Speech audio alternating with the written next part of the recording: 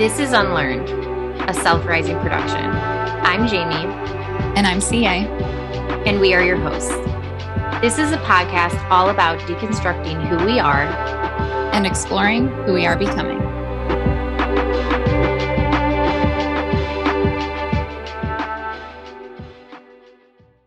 Let's start with introducing ourselves so people kind of get to know, what's up. Are you okay to go first? Sure. I'm CA, and I have a lot of things that I do in life, but my passions are neurodivergency and trauma work, and especially how the two of those intersect. So that is what I spend a lot of my time researching and making content about and coaching people about. So that's a quick little 15-second intro. I love it. And if you guys have come across my stuff, I'm Jaime. I'm a licensed therapist. This is my bestie, CA. We've been besties for like decades now, I think. How long? Yeah. 2 decades? 20. Yeah. And what else do you need to know? Yeah, I do a lot of work in trauma and unlearning, toxic people, systems, behaviors, mindsets, all of those things. So we're going to jump right in. You're going to get to a little bit of us, and then you're going to get us to do a topic deep dive. We're going to talk about trauma and how consent and autonomy work together. But first, I'm going to introduce you to a little meditation that I did what was it, yesterday? I think you were doing a meditation too, right? Yeah. So I want to read it to you because it spoke to me so strongly and it was so spot on.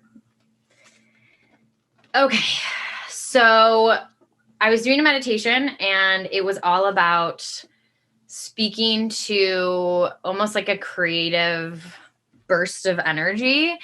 That was what the meditation was about. And oh my goodness, some of the stuff it said was so perfect. So the meditation was allow the universe to send you a signal and open your mind to the answers that you have been looking for. You can't rush this. You can't force your situation. It will come when it's time. Keep your eyes open for opportunity. The new ideas will come in like a gust of wind, unexpectedly and quietly. If you keep your senses heightened, you will not miss it. Isn't that great? I love that. Yeah, I know. So good. I loved it. And I was like, wait, what is it?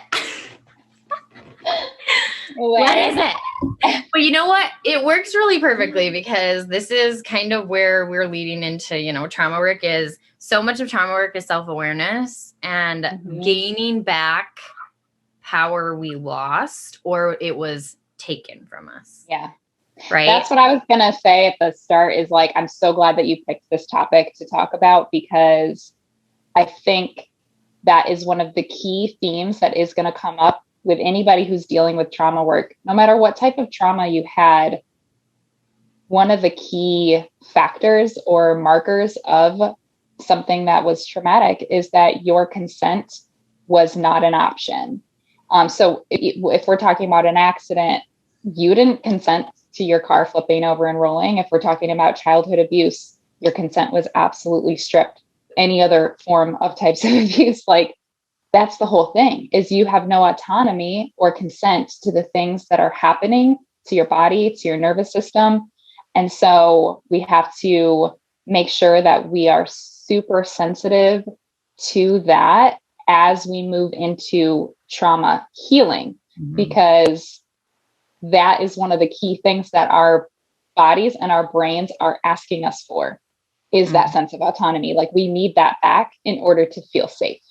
Right. I love that. And that's the thing is I even think about how complex trauma plays into that. And this is one of the things that so many, people I've worked with, but in general, when I've worked in the trauma community, it sounds like this is just this general sense of experience that when we work with complex trauma, so for our folks listening that's a new term for them, it's basically what I label insidious trauma. It's trauma that we don't really know is occurring until there's enough of a pattern or a length of time upon reflection to realize that it massively affected our growth, our development, our perceptions of what is normal, what isn't normal, right? I give the example of complex trauma typically of you go to a friend's house, right? We talked about this before, CA. Like you go to a friend's house, and recently one of my commenters said something like, it wasn't until I lived with my grandma that I ever heard I love you when I went to sleep. I never had that, right? And as much as people could be like, okay, well, is that really traumatic? And I go, well, if you are never told that your caregiver loves you, yeah. Having that moment of reckoning and saying, oh my God, people do this. That is what we mean by you may have lived your entire childhood up until, I don't know, 10, 11, 12. And then all of a sudden you have maybe a new caregiver, or there's a change of, custody. And then you now are getting told every night, I love you. Yeah. That is what we mean by complex trauma, right? We're talking about, and that's a small example, right? We're not even talking about the big examples of complex trauma. Small examples of complex trauma are that. And what's sad is there's this tendency in complex trauma to almost dismiss because it's been told it's normal, right? Yep. And then we look to the DSM, which don't get me started on the DSM, but then we look to the DSM and they give examples of like human trafficking.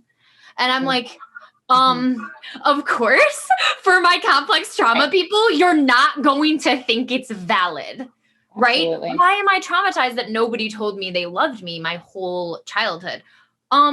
Because it is traumatic. It's just that when we compare like apples to orange, like someone getting human trafficked and someone having not being told that they are like loved and protected and safe for 12 years, both are traumatic. Absolutely. Both are traumatic, and there's no trauma hierarchy. Right. And so what we mean by that, right, for anyone listening, we're not going to sit there and say she didn't, but CA got human trafficked and I didn't. So CA gets to process her trauma and I don't. Right. We're not going to do that anymore. That's exactly it. Because since there is no hierarchy of trauma, there is no permission needed for you to recognize the effects of the trauma on your life and move into a space where you say, wow, I don't want to feel like this anymore. I would like to start processing this and healing this. And you don't need anybody's permission to define whether or not something caused trauma to your systems. And we're talking about the body and we're talking about the nervous system. These are the main ways that the body will like hold on to trauma and experience it and play it out as your life goes on until you get to a point where you start to recognize what's going on and how to start healing it. But yeah, bottom line, there is no hierarchy. No one gets to define for you if something was or was not traumatic. And something that's come up on my page actually is I had somebody say that, well, I had all that happen to me and it didn't traumatize me. And that's valid, because what traumatizes one person really might not for somebody else. And there's all these extenuating circumstances and mitigating factors that might have allowed that other person to have more resiliency or more support or whatever it was that helped them to process that event in a way that didn't traumatize their brain and their body. But this other person who has a totally different set of circumstances might have processed that same experience as trauma. That's such a good point. It's because we like to do that comparison game and we want to see what's normal and not, right? When we go to school or when we go into settings, we're like, oh, we pick out the things that are different and we're like, oh, so they seem fine and we went through the same problem, right? And so you tell yourself, I should be like that. And there's this whole concept in therapy called shoulding on yourself, which is literally a problem. Like we kind of make a joke about it, but like shoulding, the word should, and shoulding on yourself is literally saying, I need to be something, even if it's not based in your own reality, right? And it's just, it's not useful for your healing when you're doing that type of work, when you're sitting there and you're saying, well, I should be fine. right? I should be fine. Me and CA were both in the same car. We both got in the same accident. She jumps in the car like no problem. And every time I jump in the car, I'm shaking. I can't breathe well, and I see her doing fine and I should be fine. Right. And that's what we mean by we jump into situations and we compare them. And then we say we should be in this specific type of healing journey. And they had different factors. Their whole situation was totally different. And now what we're doing is we're actually creating, and this is what I usually describe it as, is like, we're actually creating barriers to our growth. We create barriers to our healing, and we might not be doing it on purpose, but we think that's the most logical way to kind of get through the problem. We're like, okay, I think that they're fine. So if I'm thinking that they're fine, well, I guess I should be fine too. Right. And so you're doing this like logic game when in reality, it's creating a barrier for you to allow that to be real. Right. So if you're like, well, I don't know why I'm shaking. I don't know why I can't breathe in the car. Right.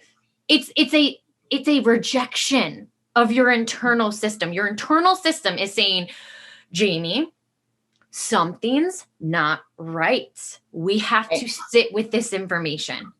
And it sounds scary and it's hard, but we have to sit with this, because when you're sitting there and saying, no, I'm fine, I should be fine, or you're rejecting that experience as what it's linked to, we don't get to heal.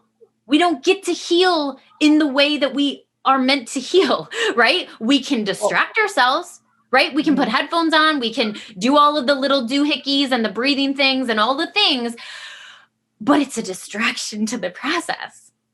Well, so I actually think this is a good transition into our deep dive topic, this concept of consent and autonomy when it comes to processing our trauma, because lots of times this should experience it kind of plays into that in the sense of like, oh, I should be better by now. So therefore, I guess I don't have anything to do or process, or vice versa. You actually maybe have gotten to a point where you go, okay, now I know I have some things to process. And so you go, well, I don't know, I guess I should process it. I guess I should start thinking about it and fixing it or whatever.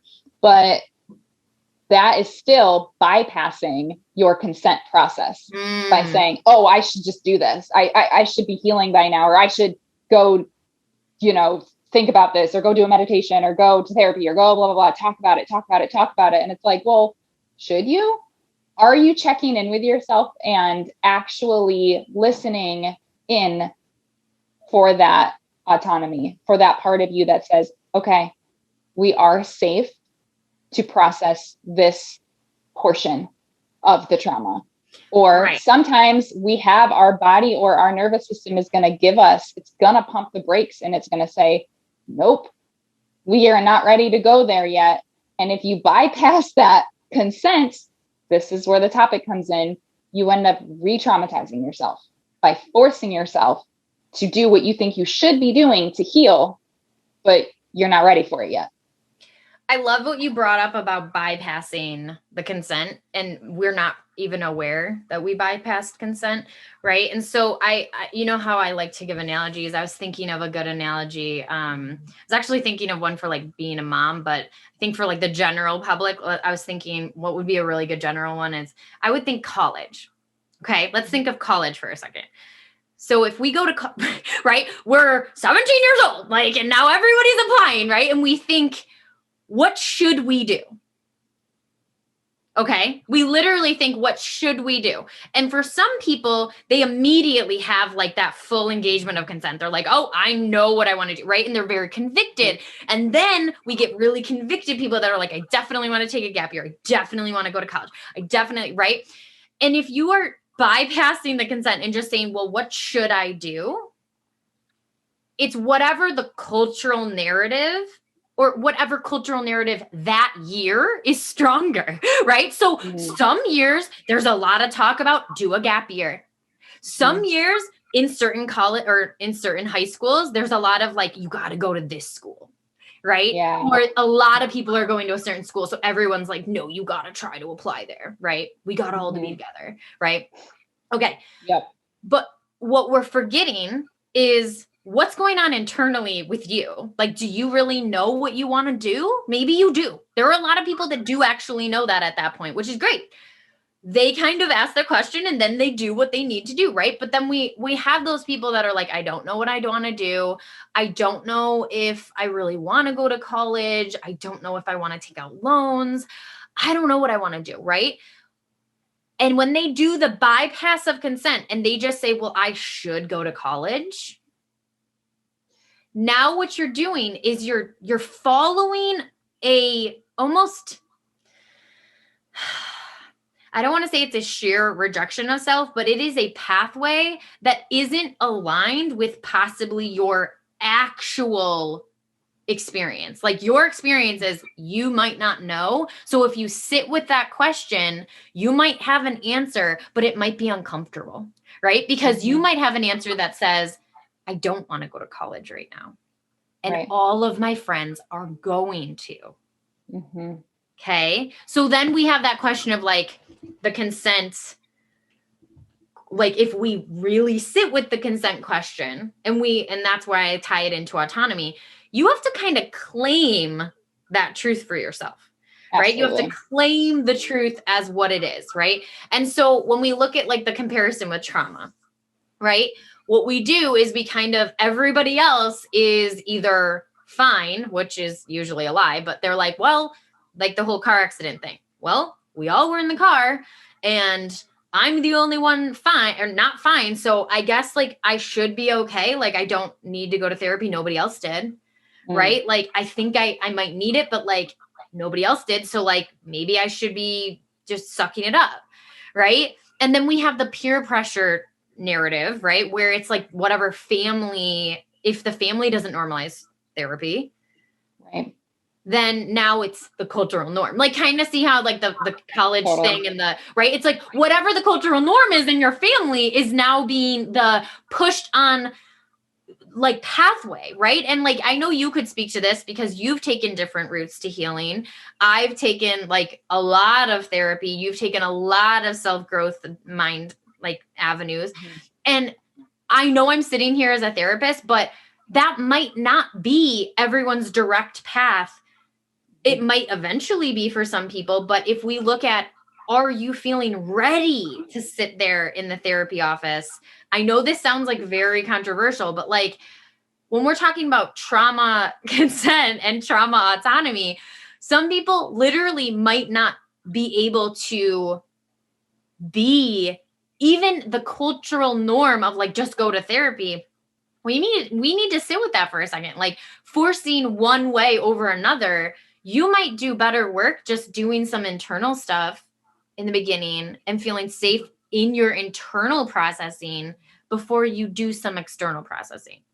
I do actually want to talk about this on a personal note, because I think what happened with me was I am a person who is healing from complex trauma, from an entire childhood's worth of various different types of trauma.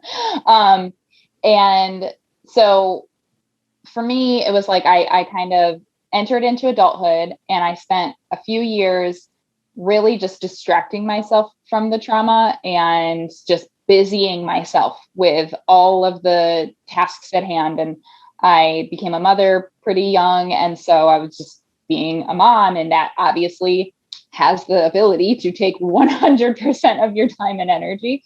And so for me, that's what I did. A few years into motherhood, I started realizing that I probably couldn't ignore my trauma forever, especially as things were coming up with my own kids and my certain parts of my trauma were being triggered. I was like, okay, I'm going to go to some therapy. So this is what's really interesting is for me, what my experience was, it was probably initially effective. And then what ended up happening was I ended up getting into sort of a rut of knowing exactly what to say. So like I'd show up to therapy and just like people please my therapist basically, and just like say all the right things and like pretend that I was doing the work, and I wasn't. Like, I would just like, because of the nature of my trauma, which was that I was a victim of like a pretty serious level of control over myself. People who are victims of similar trauma tend to be people pleasers. And so that carried on into this dynamic because I saw this person as an authority over me.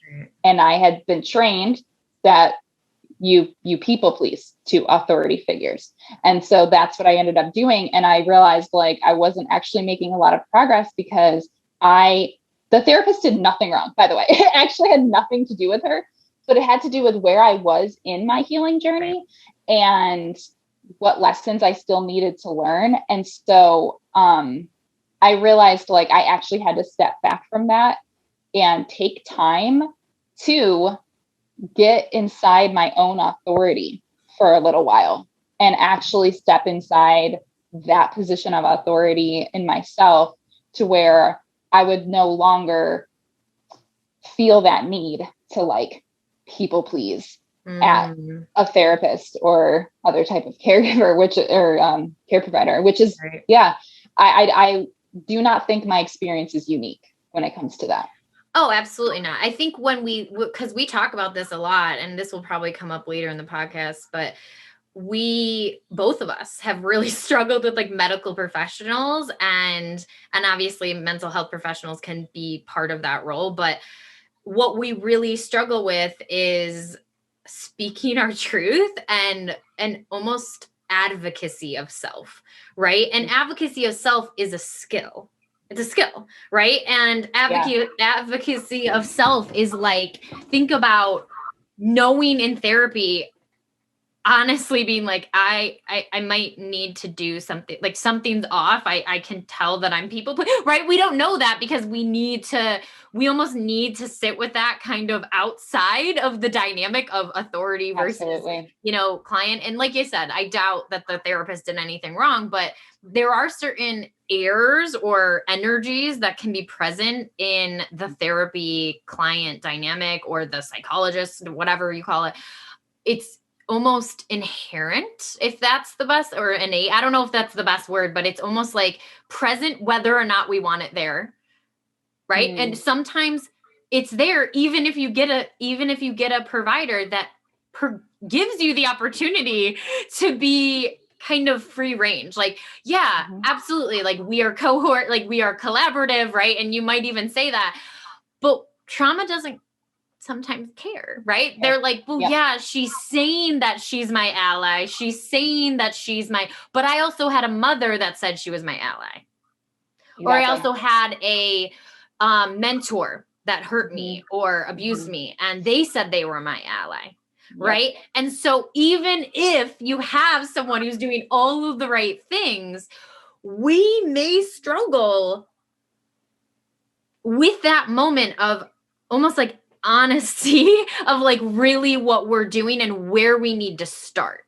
Right. And so kind of getting back to what we were saying, the idea of asking consent and saying, where would I need to start? Because for some people, they're like, you know what? I want to jump into therapy. I want to see how it goes. I want to see how I show up. And I kind of want to work in that model. Right. And then that's why I'm giving, and it's a little controversial, but I'm giving you like the idea of, and this is why CA spoke to it, because she did have almost like a different scenario of, CA, you took this almost approach of, I saw the almost things I needed to troubleshoot. And then I did some of that self-reflected work. And then by gaining some of that skill set, you can freely choose whether or not you go back into therapy or not. But okay. When we're really talking about consent and autonomy,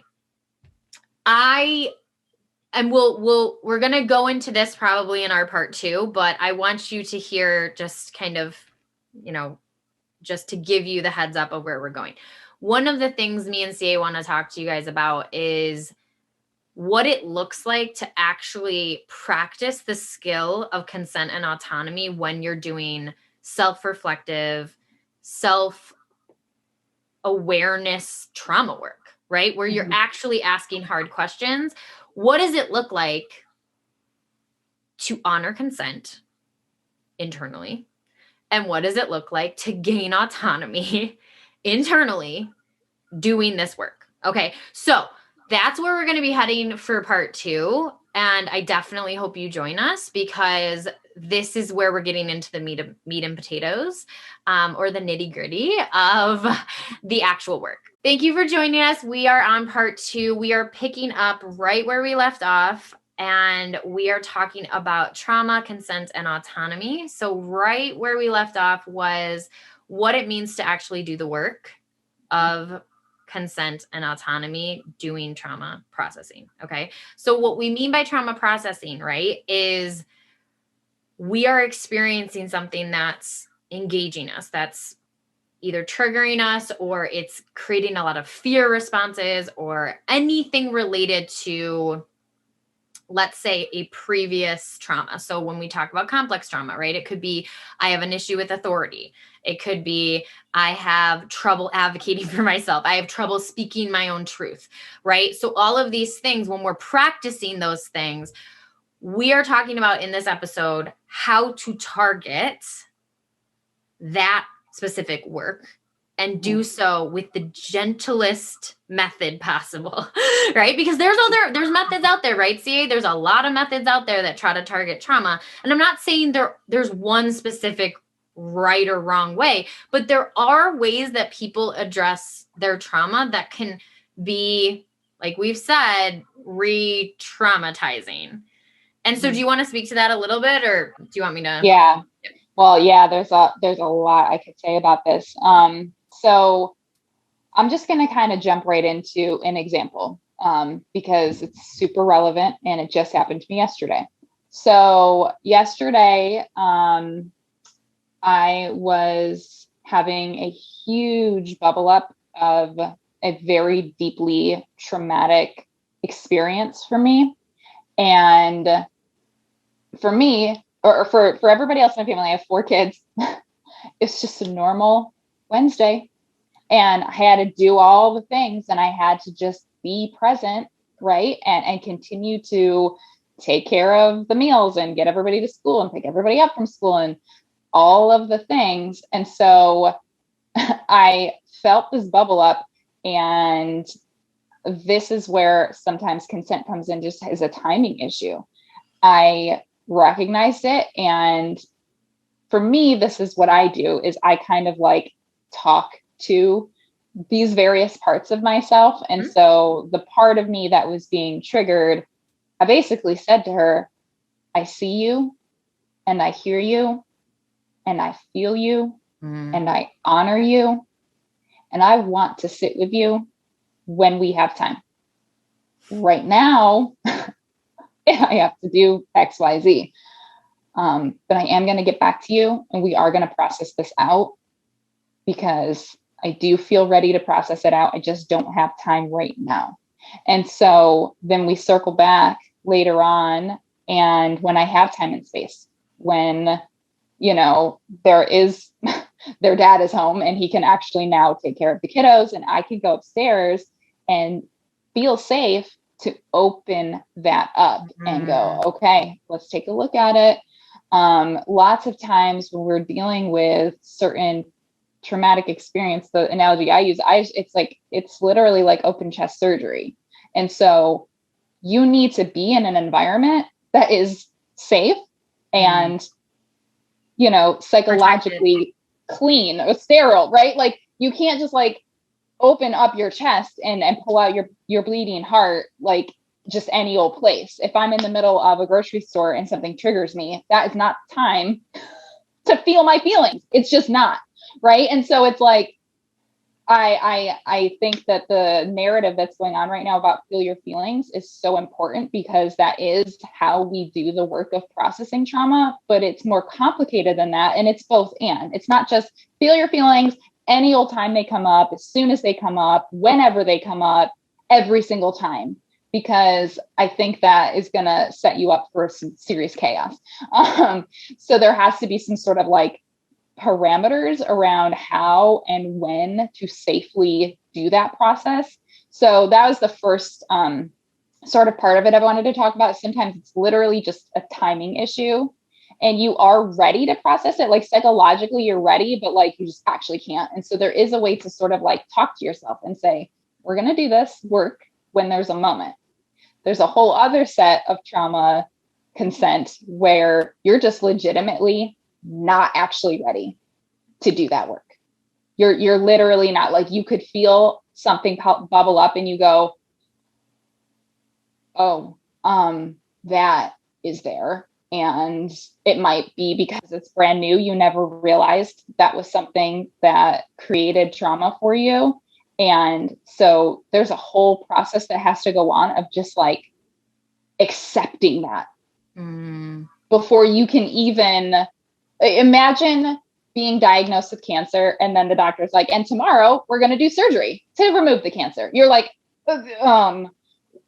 what? Like, I haven't even had time to process the fact that I have cancer and you're going to open me up and cut me open. Like, you know what I mean? So sometimes that's kind of like what we have to do with trauma is sometimes just give some time and space to even just accept the fact that it's there. Right. I love what you were talking about with time, what was I going to say? Time and place and time and space. Do you see how those are? Do you love that? It actually is like so perfect. So the first thing you just said was time and place. And the second one, that literally just came to me, by the way. But like, I usually do use time and place when we talk about processing, and I do usually use that one. But what you just spoke to was time and space. Time and space is what I mean by it's that visual for people when you are, and anyone who has kids actually probably knows what I'm talking about. So if you're watching this on YouTube, I'll give you an example. Like if someone's like, I'm trying to grab something right now. Let me see if I can do this. Let's see. Let's try to let's do a non-branded thing. Okay. I have a little like a little picture. Okay. And one of your kids runs up to you and says, Mom, look at this picture. Okay. So if you're listening, I'm shoving this picture right into my face. Okay. And what happens is when someone shoves something right into your face, you literally can't focus on it. It's too close. It's too in front of you. It's too close to you, right? It's too over you to get the vision it takes to process it accordingly, right? So what I have to do with a picture of someone shoving it in my nose, right? So for my listeners, I have it right by my nose. I'm basically having to slowly orient and, depending on how well I can see, it gets clearer when I back up. Right. And so when we're looking at trauma processing, time and space is that if it's an onslaught, kind of the cancer example, that is just, I need a second. And space is I might need to almost wide lens this experience. I might need to create almost a visual of what's going on around me so I can process this trauma better.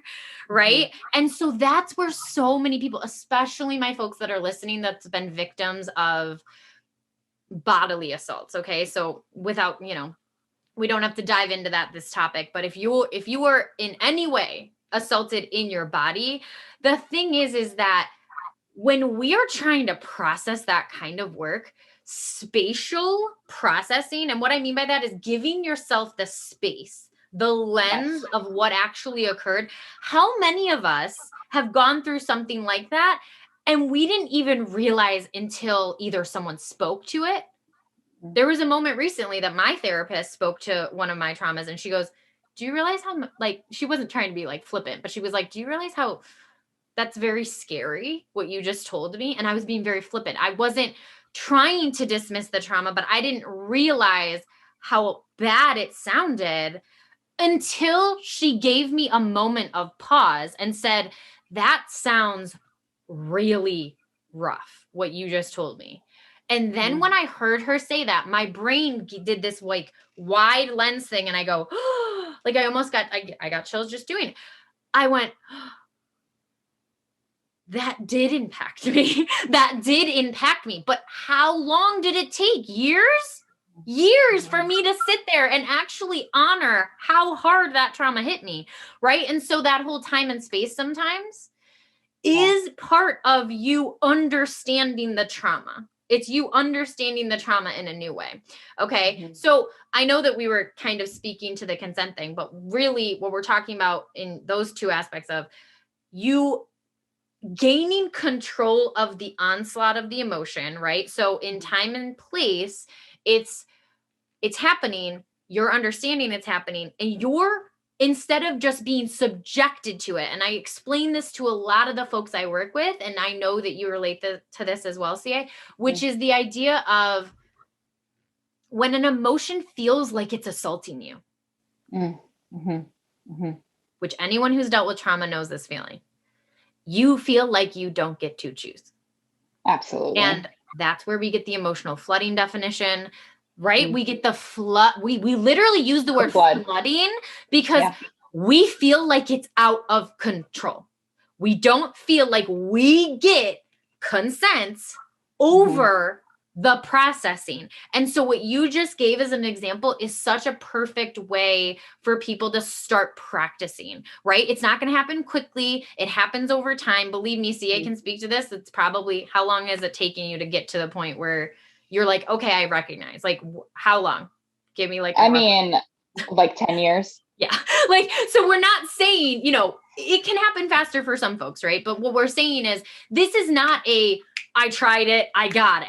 Right? This is I am practicing, I am being gentle with my body, with my mind. I am practicing the moment of when I feel the emotion flooding me or assaulting me. I ask myself, time and place, is this, am I able to hold this right now? Is there a different time I could do it? Right? And then now we have the follow-up, which is time and space. Have I been able to get the time I need or the space I need to process this? Right? And so both of those are consent. And what we speak to in the technique of processing this is the nature of that moment where we feel like it's about to spiral out of control. The technique actually is recognition, right? And I usually, the way I label this skill is actually orientation. I say, orient yourself to what's occurring. As in, if I spun you around a room, you're going to need a second to look down, to breathe, to look around yourself and say, where's the exit? Where's the walls? Where's up? What's down, right? You need a moment of orientation. And when we do trauma work, if we're getting an emotional flooding or we're getting feeling like it's literally thwarted upon ourselves, we might need to take a moment of orientation and say, what's occurring right now? Is this directly related to the garbage not getting taken out? Right? I tell this to people all the time. Like when it's an actual, all of a sudden we feel literally flooded and we're really angry or we're really, really upset, like sad, right? Sometimes we're sitting over a pile of dishes and we get flooded with sadness and we're like, is it the dishes? Right? And sometimes we think it is, right? How many times do we think, yeah, it's these dishes. If they were just done, I would actually be fine. I would be totally fine, right? And I tell people, and we're going to do this another episode. There's a whole nother thing that I want to do on that moment of processing when we talk about recognition of where these emotions come from. But when we talk about the flooding, orientation is one of those skills where we are saying, I see the dishes. I'm overwhelmed by the dishes. I'm incredibly sad. What am I feeling? Am I capable of processing what I'm feeling right now? So if I notice that I'm feeling literally worthless, right? If I'm connecting dishes, dirty dishes means bad mother, means bad wife, means bad life. If all of a sudden that's what I'm feeling, ask the question, am I capable of processing that right now? Sometimes you're going to say yes. Okay. Sometimes you're not going to be able to say yes, because you're right. There's going to be a 2-year-old hanging on hanging on your leg, or there's going to be a paper that you have to write for college, or there's something that you have to literally get done right there. So you don't get the luxury to immediately process that. Right. But what we are forgetting, and this is why it's so important, we are forgetting that when you take that moment of recognition after orientation, you're actually gaining some autonomy over that emotion. Absolutely. You're saying, hey, I notice you. In the past, I've not had a choice here. In the past, I felt as though I'm succumbed to this emotion. I have to rage. I have to emote. And this is why we have to go into such detail here, right? Because we are not trying to dampen our emotions. We are not trying to reject our emotions. We are trying to honor our emotions, and we are trying to do it in a place where it's actually where real life happens, right? And this is where, me and you get on this. We're like, life doesn't happen in a book. How many parenting books? You've talked about this a million times. How many times you read a parenting book, or you read a psychology book, and you're sitting there and you're like, is this a pipe dream? Like, you can speak to that if you want to. Like, that is very true. We don't talk in an actual real sense of what it looks like to do this in real time. Well, and something that I heard one time, I have no idea where I heard it from, so I don't know what the source was, but the phrase was, you have to remember your coping skills. Because it's literally like when we are at like a good baseline in our life, and we're like learning and we're growing and we're gaining all this like knowledge, and we hear about these coping skills, and we're like, whoa, that's like such a good skill. I should do that. But then like when the moment happens in real life, you forget that you learned that coping skill. So you literally forget to do the coping skill. So you have to remember the coping skill and actually do it in real time. And that is the part that takes like so much consistency over time. That's why when I was like, like 10 years, I mean, obviously like there was incremental improvements throughout that whole thing, but I would say like it literally probably was like a solid 10 years of building skills to where it's now my default is to use that. That's what I mean. It's like, it's not like I never was able to like use good coping skills prior to that, but it wasn't my default for a very long time. I feel like I'm finally at a point now where like, it is my default. Like I have gained these skills enough and I've used them enough that when I feel a huge flood, I like immediately, it is my default. It's my instinct is to go, where's this coming from?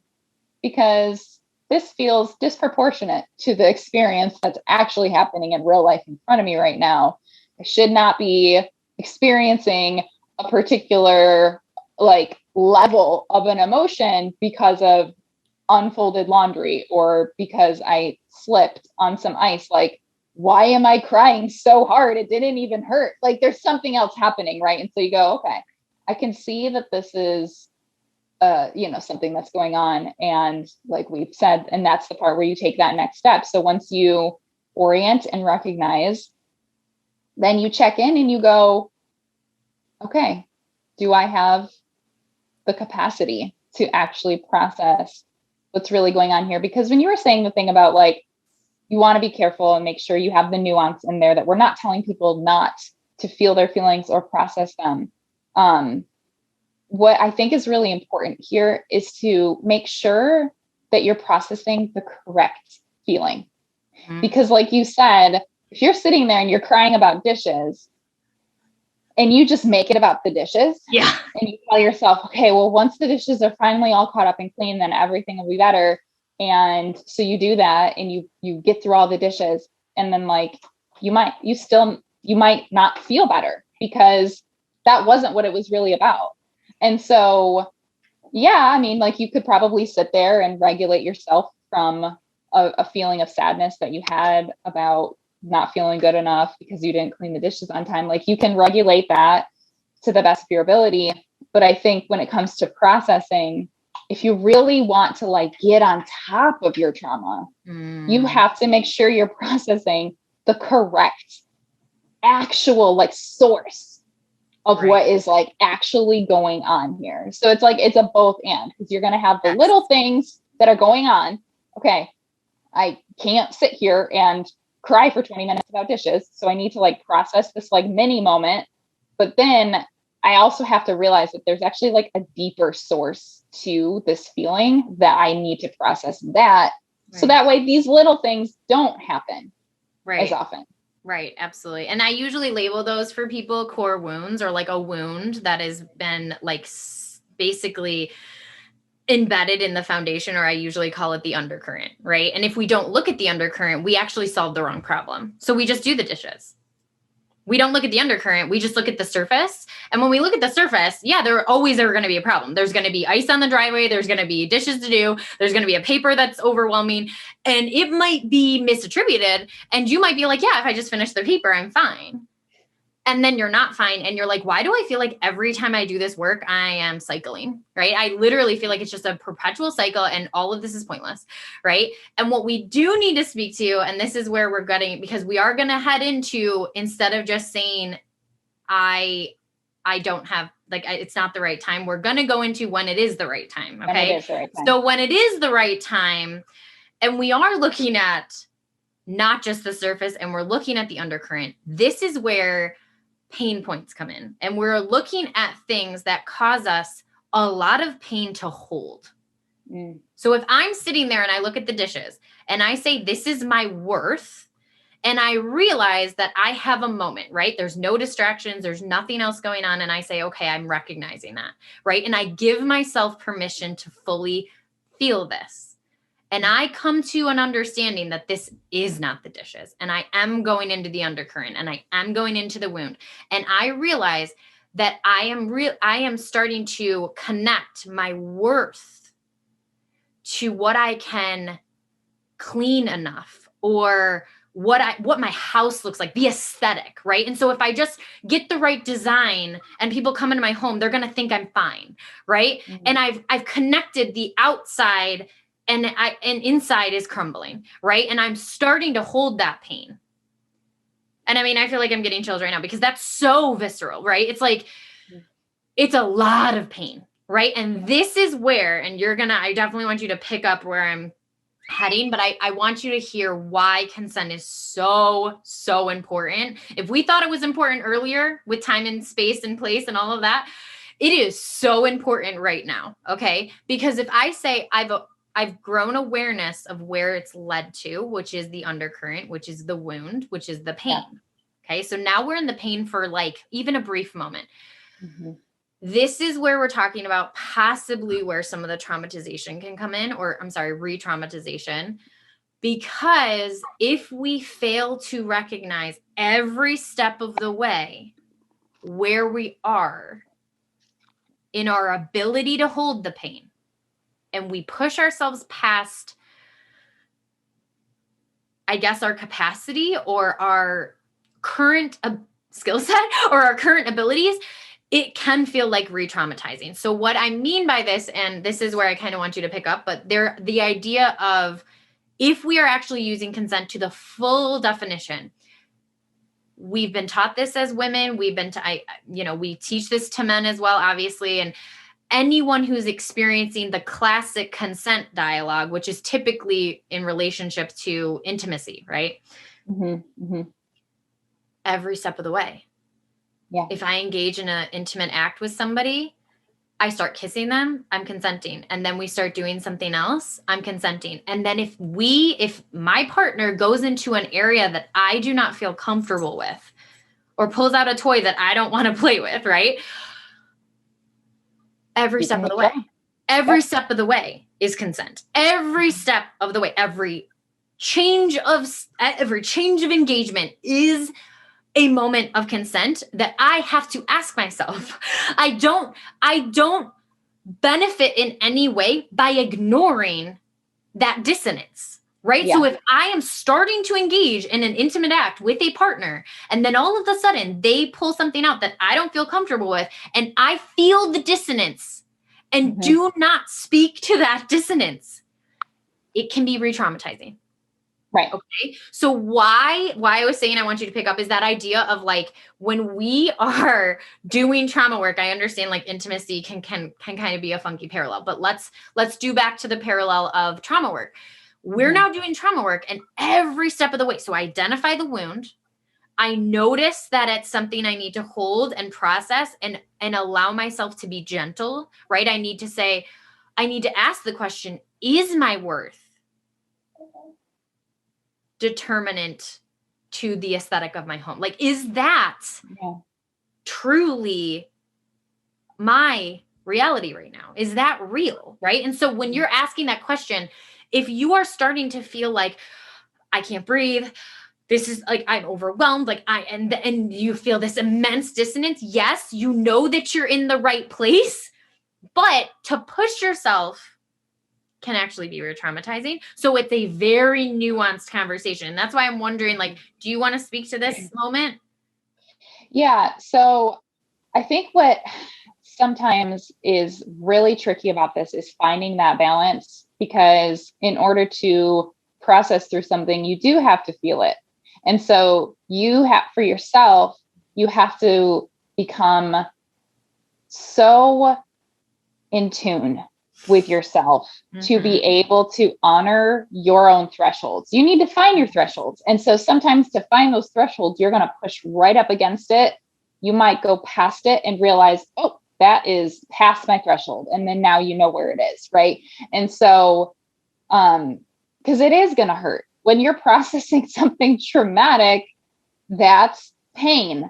And you have to lean into the pain in order to fully purge it from all the little places that it has dug itself into in your being, in the essence of who you've created yourself to be. And so it's like you have to have some capacity for feeling the pain.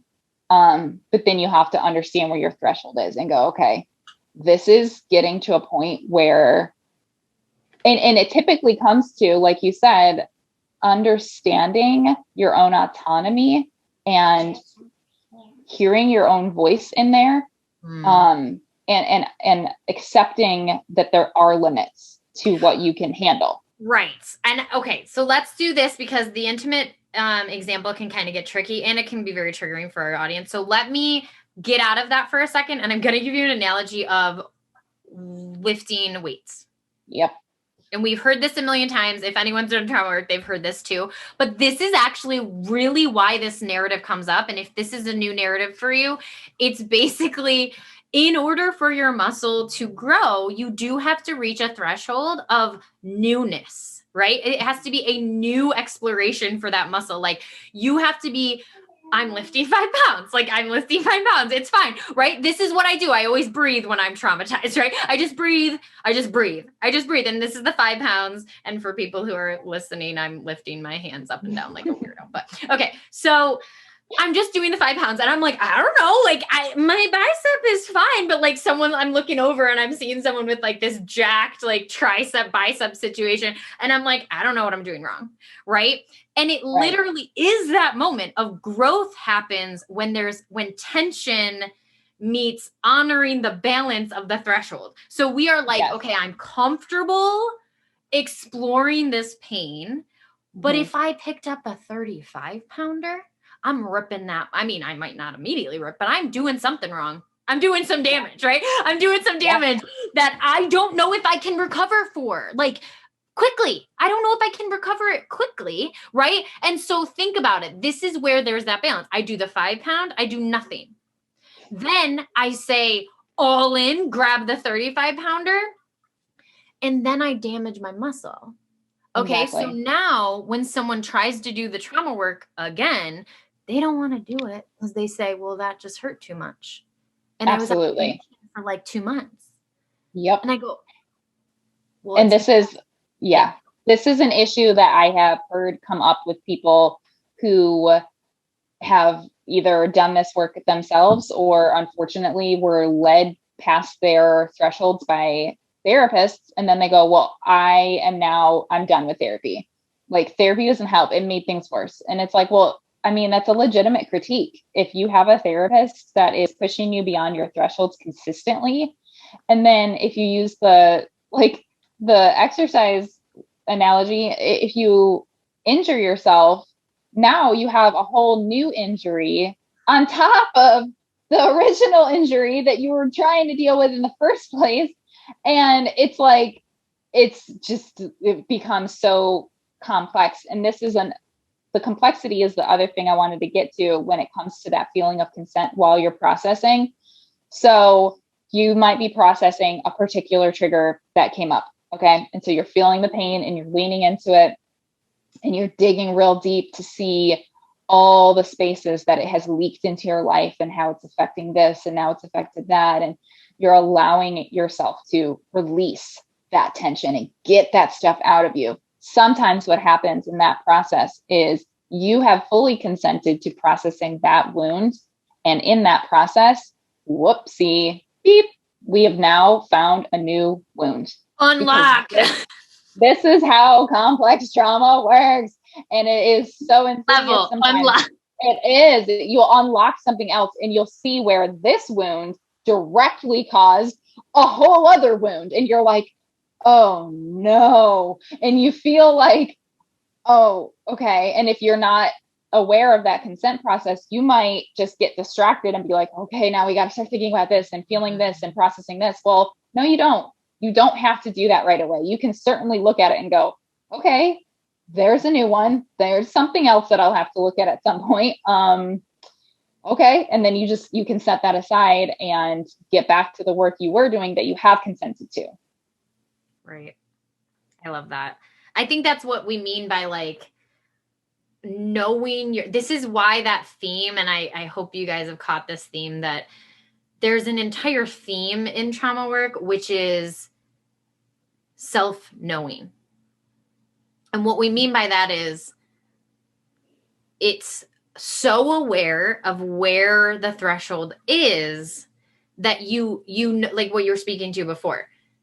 When you know there's the threshold, you get aware of the feeling.